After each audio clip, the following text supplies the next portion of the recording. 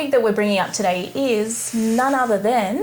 rejection. Yeah, so rejection. What happens when a couple rejects you as a celebrant? But equally, why would a couple, from a celebrant's point of view, why would a couple reject you? And really focus in on the issues around self-reflection and learning and growing, but also how these situations can come up and really not to take it personally.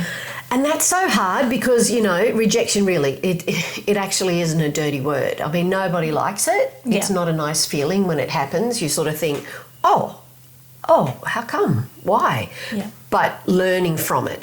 And there are reasons why a couple would reject you and vice versa. So it's really sort of looking into that. And you know how we said before about bite-sized pieces and keeping it real and really looking at it. Like, instead of initially being mortally wounded, there's so much more to it.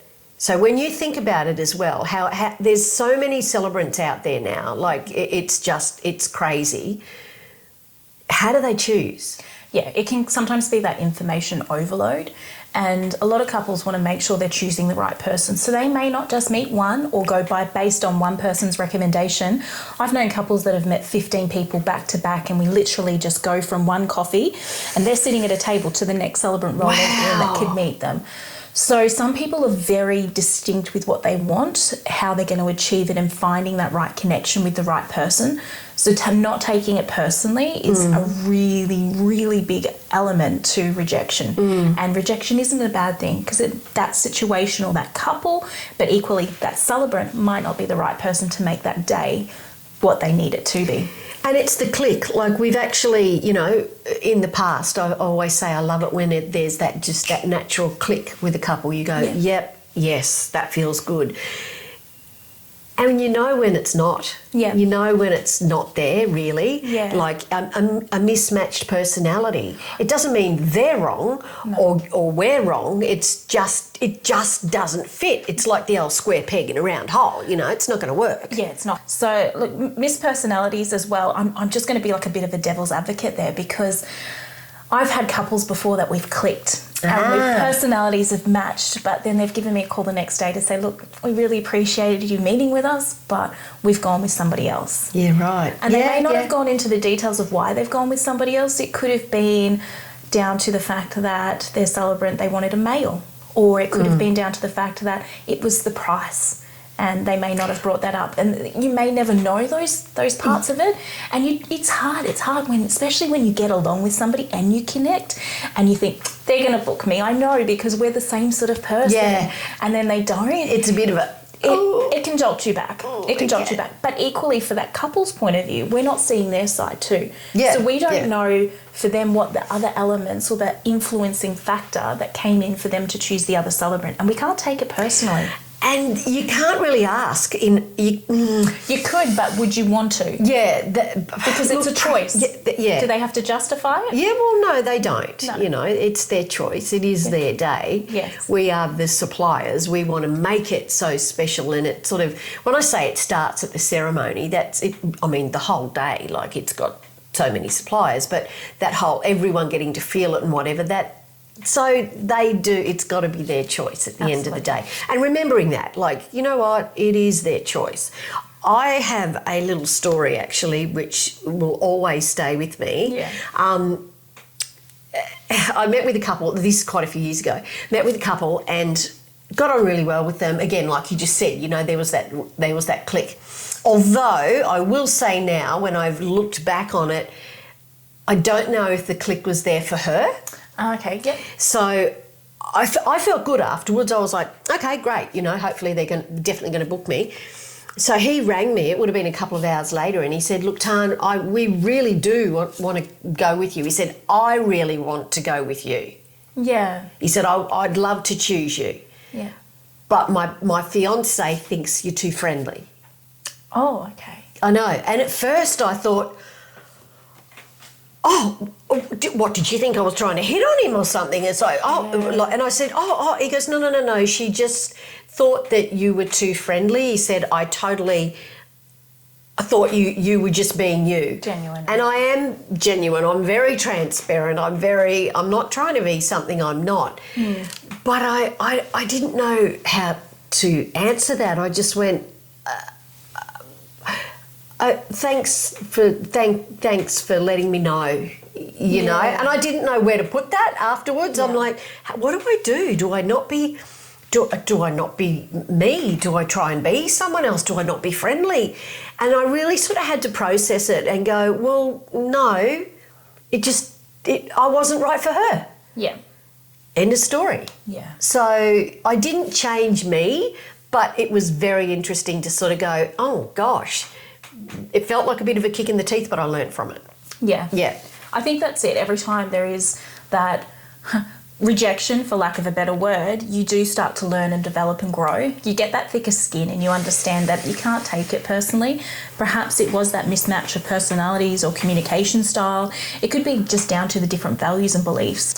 The difference in values and beliefs or even visions for a ceremony can be very unique and different for different couples. So what you may have as a celebrant going forward may not align with them. And this is kind of a little personal hat of mine that I put on when talking about values, beliefs and vision is that in terms of your social and social media presence, your online presence, you need to make sure that you are eloquently saying and presenting what you believe and say.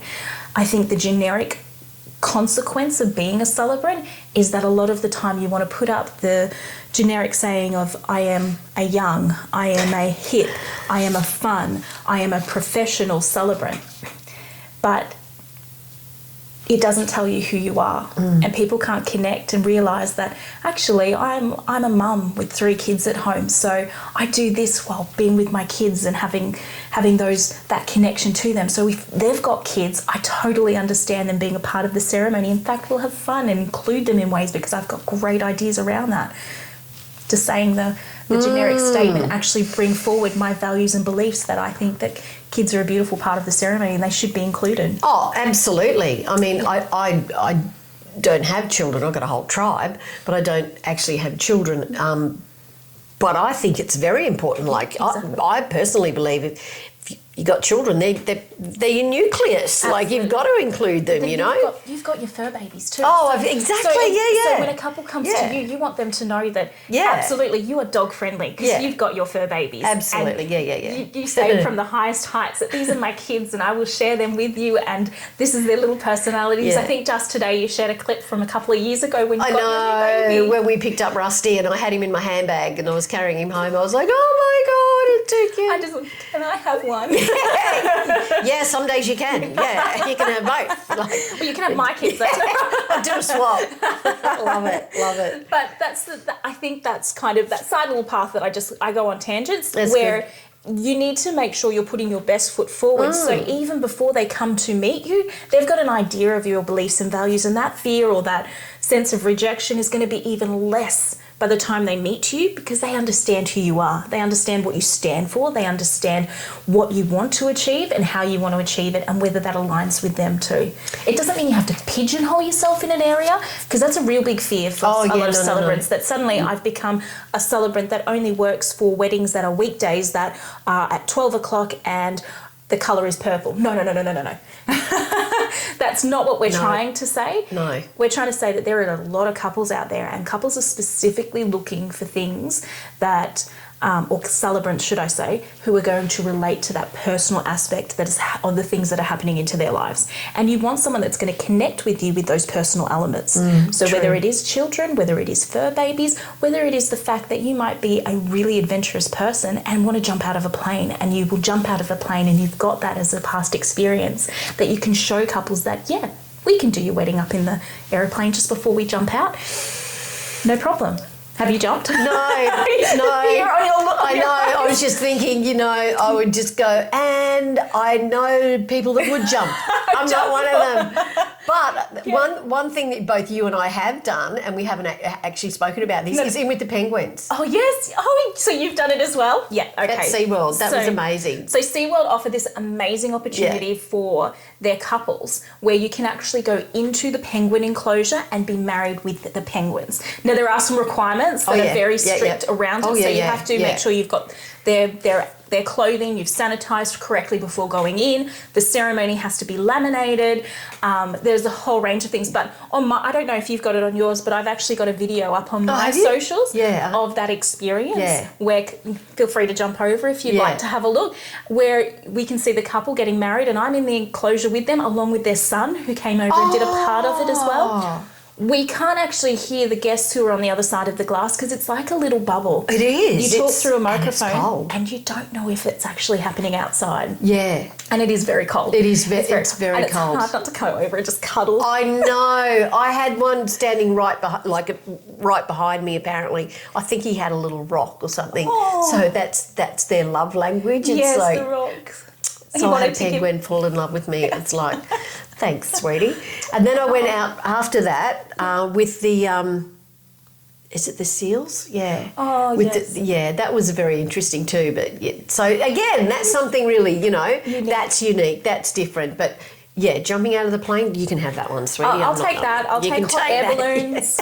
Oh, yeah, see? Got a bit of a thing with heights, actually, yeah. The one thing that we've kind of spoken about before that we both did not do, and I'm going to stress we did not do, is we've both been asked before to do nude weddings. Now that, again, aligns with, is that in your values, your beliefs, and maybe even the foot that you want to put forward in the world as a celebrant that is a part of the nudist community. Now that's not a bad thing. It's not. There's nothing wrong with that. But personally, where I stand, this body is not made to be seen. I was just not getting my kid off, and no way. And that was very interesting because it's like, well, I don't mind if you've got your kid off. Like, I promise I won't look at your bits. That's all good. But can you not? No, you would know. No, you just eye contact. You just have to be looking out there. But again, definitely not. I love your reaction to this. It's just like, but then that's where you draw a line, and that's where you know. But there are other celebrants out there that would say, I did one last week and I do one again this week. I have no problem with that. Now, I'm the first to say that I'm not comfortable sharing my body with the world, and so I'm not happy to take it to that point. So, but again, that comes down to those expectations of what your celebrant will do, and actually seeing their portfolio and getting an understanding of who they are. And you can do that and have that best foot forward by providing that information on your socials and having a real clear vision and direction with what you go with what you're saying. And we did have a little chat last week actually about a particular celebrant, and we are going to find you and contact you because he has a definite style. Yes. Right. So we won't say any more about that but he remembered the one I was telling you about. Yes. Yeah, I can't wait to meet him because honestly, it's what he does is it works for him. Yes. And that's it. It works for him. I'm going to go back. You mentioned something before about like I'm a young professional, creative. Right. Yes. I don't really think about age so much until it was actually brought to my attention. Oh, okay. So a fellow industry provider, this is probably would have been a couple of years ago now, said to me, you should think yourself lucky, hey? And I said, why? He goes, well, for an old celebrant, you're doing really well. Ooh. I was like, excuse me? What was that? So I was just a little bit like, sorry? Right, but reality is I'm not in my 20s, I'm not in my 30s, but it's not, to me, it's not an age thing, it's about an energy. Yes. You will get that energy and you will vibe with the right couple, and whether, you could be 90, you're not. You could be 90, but you could be loving what you're doing and stepping out with your best foot forward every day and delivering something that's wanted by couples, and it doesn't matter. My story with the ageism is that other side of it. When I became a celebrant, I was considered very young. So I've been a celebrant for 14 years, and I'm just going to say I'm 30-something.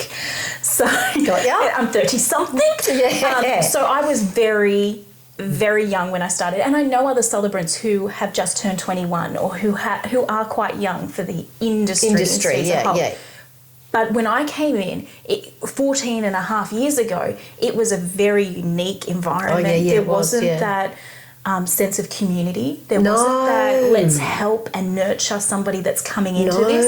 It was competitive, it was cutthroat, and I was brought down on many pegs and made to feel very inferior simply because of my age. Yeah. Wow. That I eventually just had too many meetings of that sort of connection with people, or lack of connection, that I just reclused into myself and I just did my own thing and kept my blinkers on because I didn't want to put my foot forward. I didn't want to step on anybody's toes because I was already told, you're too young to do this. How did you get your qualification? Who says that you could do this? You're not married yet. Like, why would you have an understanding of this? So those questions then start to feed into your sense of self-doubt. And it has taken me years, and I want to say years of self-reflection, of learning who I am, and to really put those voices to the back of my head and understand that that's not who I am, that's not who I present, and that's not what I'm going to take on board going forward. So when we talk about rejection, there's also that rejection within the industry that I felt. Now, saying that, to today, and I look back at that person who was 14 and a half years younger than me. I'm not trying to say ages here. I look back on that person, I just want to hug her and say it's okay, because you're going to get to a point where you do find a community and you do find celebrants like yourself who you connect with and you want to work with, and you want to have that professional but also friendship relationship, and you want to go forward. And that rejection in the industry is not going to make up or define who you are, because you've got something to offer. That's a great story, actually. Sorry, that's totally off a tangent. Yeah. We didn't even talk about this before. No, but you're very correct. Like, same. In a lot of ways, when I started, see, even with the name of my business, now I remember there were a few people that were like, why would you call it I Do For You? Why don't you just call it Tanya Bennett Celebrant? And I was like, because I don't want to be like anyone else. I can't be like anyone else. I can only be like me. And I wanted to be that little bit different, that little bit unique, that little bit... I just didn't want to be the normal run-of-the-mill, so to speak. And very true, back then it was a little bit like you were sort of meant to fit into the one box, into the mould. Yeah, and there wasn't variety. There really wasn't. So when someone started looking for a celebrant, each celebrant was pretty much the same, offering the same thing, and there wasn't the opportunity to be creative and have different ways of doing things. In fact, I remember going to it was like a get-together of all these celebrants, and I was new, very new, and I was talking with another lady, and she was older than me, and she'd been a celebrant for a very, very long time. Not here to put anyone down at all, but the story, like, it sort of, she said, I actually mentioned that I play the ceremony music as well for my couples. Like, a lot of celebrants don't like to do that, and that's totally fine. That's up to them. But back then I said, I'll play the ceremony music for my couples, so you don't have to have a family member or a friend do it. They want to enjoy this ceremony. And she actually got quite cranky with me. She said, we are not musicians. And I wasn't being cheeky. I just went, no, I'm not playing a musical instrument. I'm just playing music through my phone and through my PA system. And that's what a musician... She said, we are not musicians. We are celebrants, and we are pillars in the community. Look, I have to say that was the archaic sort of point of view that came forward when I first started, and that's what really threw me off. And I just had to do my own thing, and I had to have the vision and the forethought to think that couples want something different. And look at it now. It's too... Well, no, I nearly said to the extreme then. It's not to the extreme. It's more like the choices that you have. The inclusivity of it all. Yeah. Because we've got celebrants in this industry who are just drag celebrants. I know! And, like, the best, most fun, amazing people. That. I know, right? I love that. And then you've got celebrants who will come in and just deliver, for instance, the ones at birthdays and marriages, a ceremony that's pre-scripted, exactly what the couple it's cookie cutter, it's just what it is every time. And there's nothing wrong with that, because they're coming through, and they're coming through each day, multiple amounts of couples, and just getting married. That's true. So there's the extremes on either end, and we've got I think it's over 10,000 registered authorised celebrants now across Australia that have such a range of skills and diversity that we can go and put our best foot forward, or offer things that are very unique to couples. Yeah. So.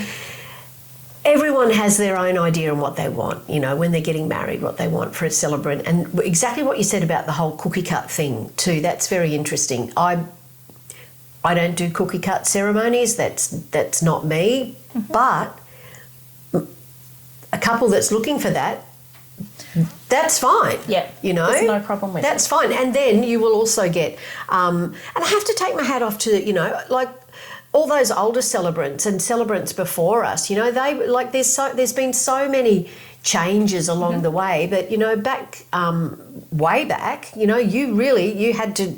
That's how it was. You know, you were pillar in the community. You were this, you were that, and there was none of this joking around at all. We even look at the first celebrant here in Australia that was registered. So Lois Darcy. Mm-hmm. So she's actually here from Queensland, where we're filming and we're actually based in, and where she first started, she was the first authorised civil marriage celebrant just over 50 years ago, appointed. Yeah. And her look and what she had to do to get that, and even thinking about the community, how the community felt at that time, from going away from having religious ceremonies to having a civil celebrant come in and officiate, that was very different. And she would have had to face so many hurdles as a pioneer within the industry to get to where she is. She's still registered to this day. Is she really? Still registered to this day, still officiating ceremonies. I love My hat goes off to it, because I just think as a person in this community and in this celebrant space, she would have such a wealth of knowledge of where it came from, because she was day dot. I want to speak to her. I know, maybe one day. Yeah, that'd be great. That'd be great. Yeah, but you know, she saw that from day dot to where it is today, and I'm sure, you know, if you got to speak to her, and even the older celebrants as well, it'd be really good to see. We've gone off tangent on their view on it as well, you know, because I'm sure that they would see things now that they would probably just go, oh my gosh. So I've got a quick question for you. I know we're on this tangent, but we were on it anyway, so we're taking it. Yep. So you just said older celebrants. So what do you consider a celebrant that's been around for a while? Because I just came back from a conference where I was one of those who have been in it for a while. Okay. Do I consider myself old? No. Okay, so I'm talking ladies that would be in their, I was nearly going to say 60s then, but I'm like 57, so I'm like 70s. So, yeah. There is a celebrant apparently, I'll find out who she is. Another celebrant I know, she's an older celebrant in her late 70s, I think, and she rocks it. Oh, yeah. Oh. Absolutely rocks it. Like, I often think, what am I going to do? Like, if I, you know, eventually make it to the nursing home, hopefully, I'll have to marry random, so I just have to pretend. I don't know. Look, I've already set my goal that Lois made 50. I need to make it further. There you go. So you're like, even if it's just by 1 or 2 days, maybe even a week, I'm just putting it out there. I made it. For one point in this country, I was the oldest serving celebrant. Well, go for your life, girl, because I'm like, yeah. I love it though. Like, but again, that helped. Rejection, where we were going. That's what we were talking about. That's right. That word. Where we were going, and you know that. How we spoke about maybe asking for feedback. Do you ask for feedback? Do you really want to know? Constructive criticism. Now, constructive criticism, that's it. It's constructive. Yeah. So I learned that a lot of years ago at Dracula's when I was doing the show. They'd come back and give you notes, and the constructive criticism. And I remember at first sort of getting a bit, like dreading it. But no, what they were trying to do, and they explained it, is like we're trying to improve you to be the best you can be. Yeah. And that's the same with hairdressing as well, you know, like I would actually encourage, like, tell me, you know what, were you happy with your hair? Were you not happy with your hair last time? Let me know. Mm-hmm. And again, constructive criticism. Like I will look at a ceremony that I've done and I'll pick myself to pieces. Oh, yeah. And do you know what? The best way of actually doing that is to record yourself in that moment, delivering that ceremony, because I think, and I'm putting this out there, as celebrants in this industry, often we deliver and we work and work and work and we don't have a time for self-reflection. No, we don't. And self-reflection is really important because you need to listen to the way that you sound, look at the way that you actually present, and have a really clear understanding that you are presenting and delivering the way that you see and the way that others see, because it can be very confronting. It is. And I think it will be very confronting for quite a few celebrants to actually go back, and they can do it as simply as putting their phone up on a tripod and just recording the entirety of the ceremony and going back and listening to themselves. And it is a must. I would say, if not a must, it is a requirement with each ceremony that you do, that you listen and you listen back and you take on the constructive feedback of what you can see and experience. So for me, I'm just saying this because the last year has been a year of evolution and a year of self-reflection for me. And for over a year now, I have been recording my ceremonies when my couples allow it. Yeah. For a couple of reasons. One is that self-reflection and that understanding that I'm delivering and saying what I'm actually doing, but also to be able to use that to show my couples, this is how I present. This is how you might meet me and I talk really quickly because we're sitting down having a coffee and suddenly I'm caffeinated to the hill and I just chatter and I go on tangents. Yeah. But when it comes to the day, I stop.